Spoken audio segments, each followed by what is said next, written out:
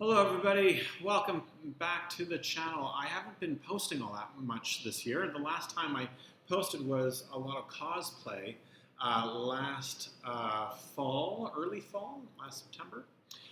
Those videos have been going really well, so please go to my channel, check out stuff. There's hundreds at this point of new ideas and projects for curriculum for the art classroom, specifically high school, but loads of my projects you could adapt for elementary school as well. I've been trying to develop new projects for my curriculum for a new FabLab that we started this year. Really nice, really good success. We have a laser cutter and 3D printers and a variety of other things. So I've been developing new projects to accommodate that. So I wanted to just show you the projects instead of doing instructional videos at this point, because I've done probably about a dozen new projects that really don't need instructional videos attached to it, but I wanted to share them to make sure that you guys had the same ideas too. So FabLab, Fabrication Lab, a lot of people are trying to, I've been for years trying to incorporate technology into the art classroom and do like industrial design projects, for example, architecture, inventions, that sort of thing. So not just painting and drawing all the time.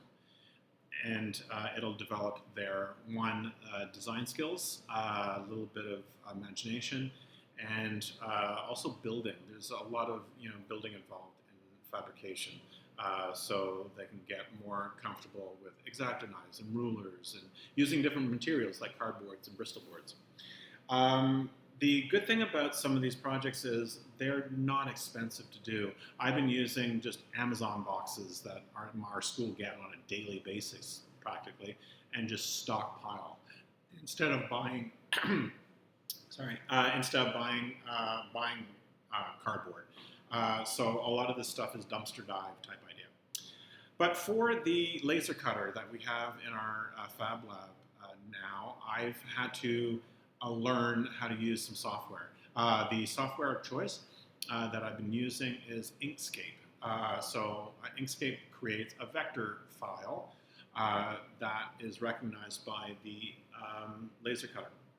So, but a lot of this can be done if you don't have the money for a laser cutter. Obviously, all of this can be done with a ruler and an X-Acto knife. So it's either or. So my one thing is model cars. I've been doing, I sort of call them flying machines to have the kids not just do cars or planes that they, that they do on a regular basis, that they see on a regular basis. So it makes their imagination a little bit more.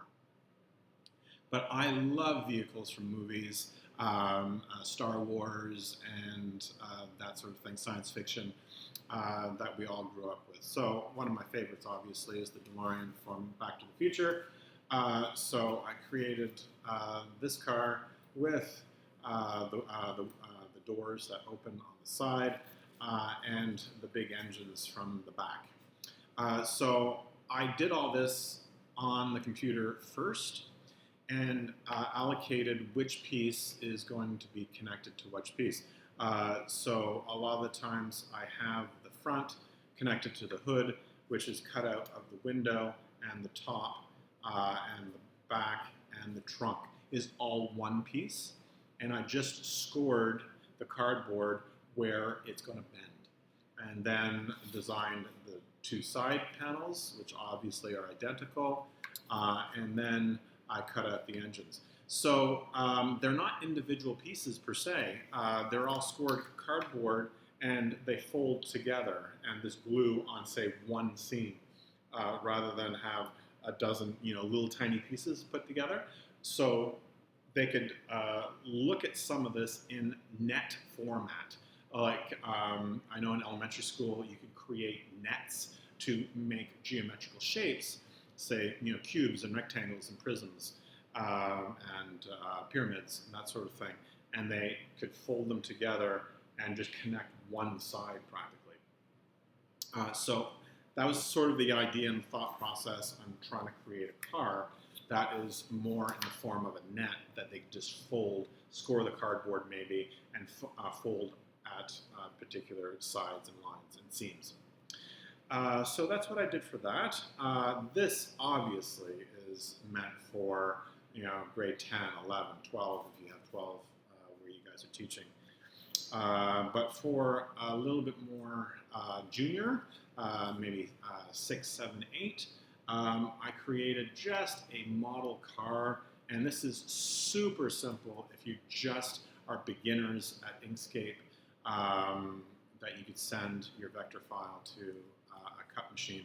A Cricut machine as well cuts, say, Bristol board or thin paper, that you could use that for something like this. Obviously, it's not as sturdy, but if you have a Cricut machine, you'll need to learn how to use a vector file as well. But this particular one, I've put a small motor in the back with a propeller, and then I have the battery pack that lays on the front. The downside, though, is the battery pack. I tested this out. It works really quite well, but the battery pack is really heavy. So I had to carry, I guess you could say, the battery pack and follow the car to go. So the propeller is actually strong enough to push the car, but without the weight of the batteries. So I had to, rejig or make some concessions to it. But using, say, the Cricut machine or the laser cutter, it cuts perfect circles. So they make fantastic wheels.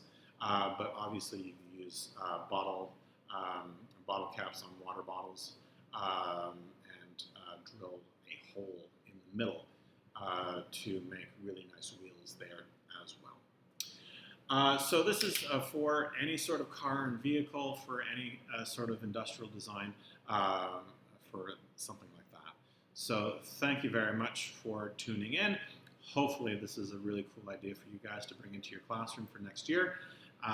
And obviously you could take all these projects and just dumb it down for if you're doing elementary school, or obviously make it that much more difficult for your senior kids in grade 10, 11, maybe even 12. So thank you so much. I will see you soon, and stay tuned. There'll be a couple more parts to this series coming up. See if you could watch them all in unison, and hopefully these are some projects you can do over the summer. So thanks for tuning in, guys. And this is Tailored Art Projects, and stay safe and keep creating.